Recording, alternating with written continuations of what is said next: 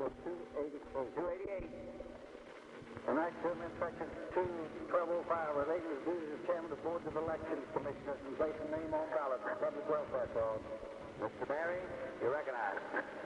Mr. Speaker, ladies and gentlemen of the House, at the present time, Section 21205 of our branch ballot law governing placing of names on election ballots provides that ballots printed for use under the provisions of the law shall contain the names of all candidates who have been put in nomination by any caucus, convention, mass meeting, or other assembly of any political party in the state at least 30 days previous to the date of election. Because of some circumstances that have arisen in the past and might recur in the future, it has been felt desirable on the part of the Attorney General's office and the election officials of the state to further define the term political party. And that is the purpose of this proposed amendment. We would define political party as used in that section as a party whose regularly nominated candidate has received in a statewide election as many as 10% of the votes cast in the next preceding election of presidential electors, or which has a membership equal to 5% of the votes cast in such an election. Now, the reason for that is simply this.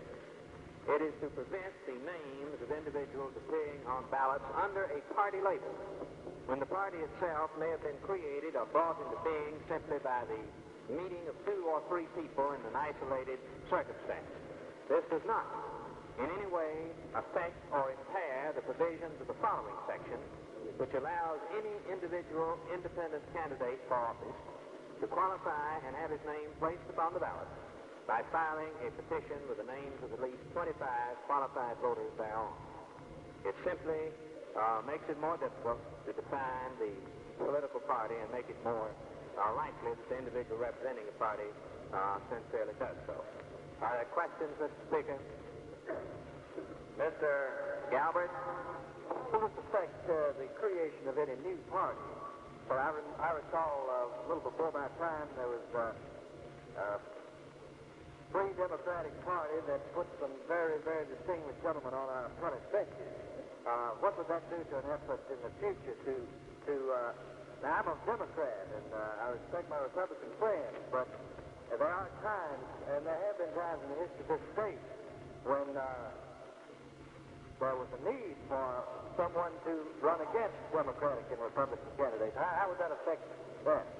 I will do my best to explain it, Mr. Galbert. As I say, the second section of this particular act, which is Section 21206, provides that any candidate can qualify by filing a petition with the names of at least 25 people. That does not in any way change that. I want to make that clear.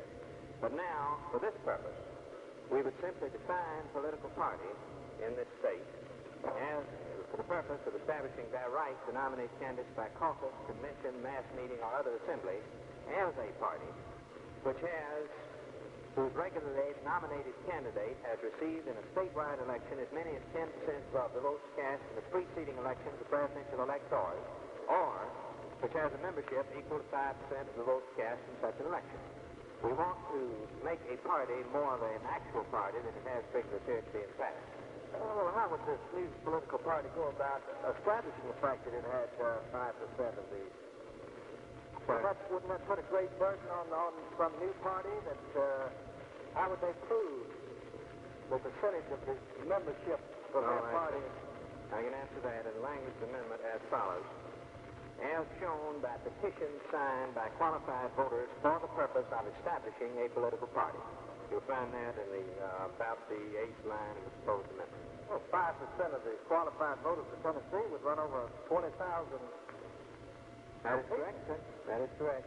It is felt that at least that number should be entered if we are to establish a reliable and substantial type of political organization. What would this do to the Prohibitionist Party, the States' Rights Party, and all of these other parties? I believe those are already established, Mr.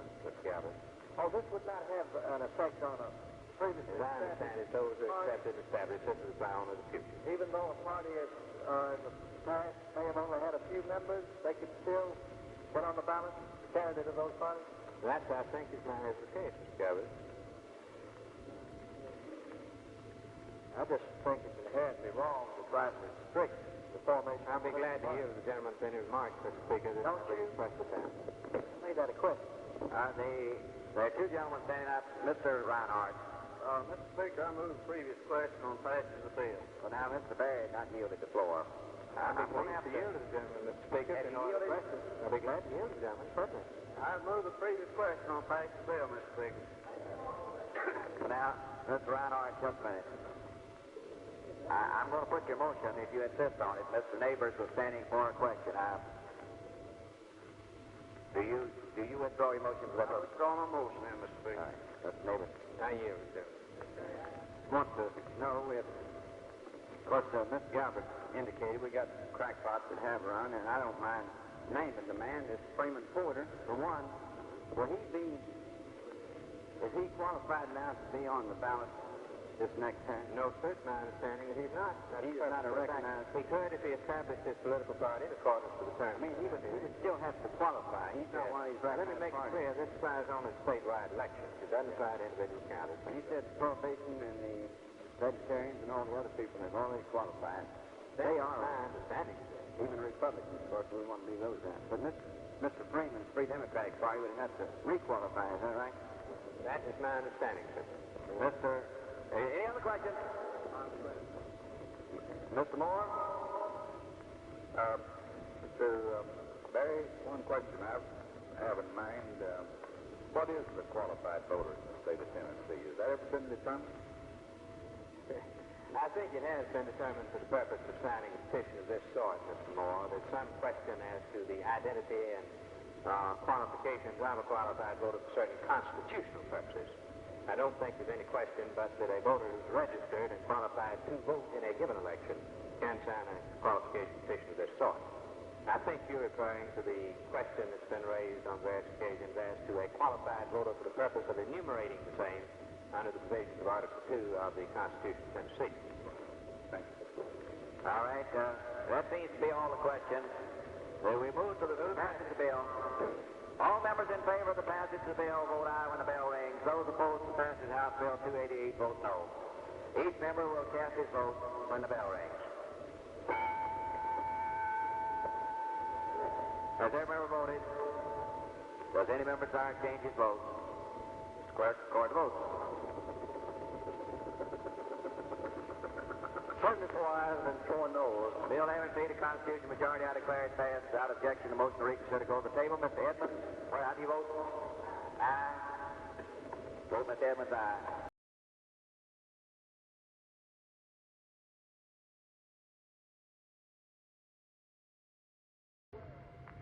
Senate Bill number 234, House Bill number 288 on the same subject as on the clerk's desk, relating to the duties of the chairman of the Board of Election Commissioners and placing names on ballot.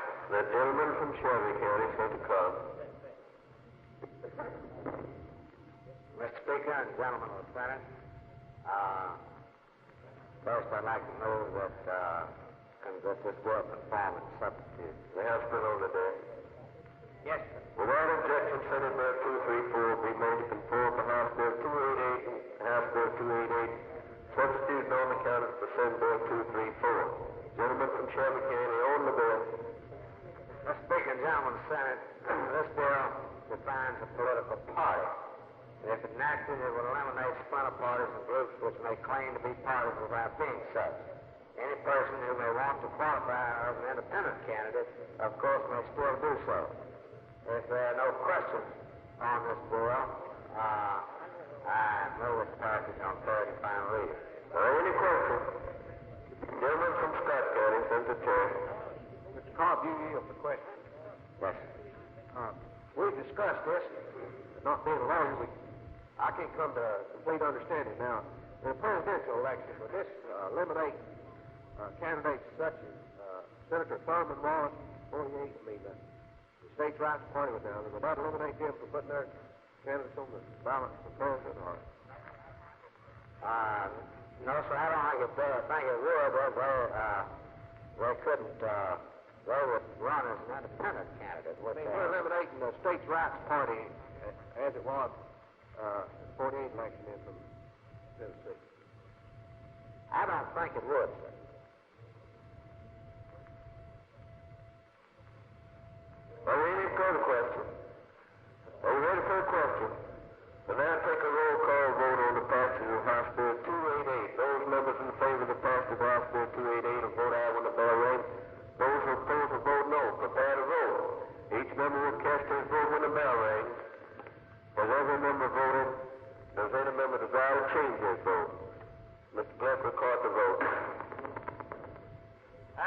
everyone knows The bill having received a constitutional majority is declared passed without objection. The motion reads from Senate vote table.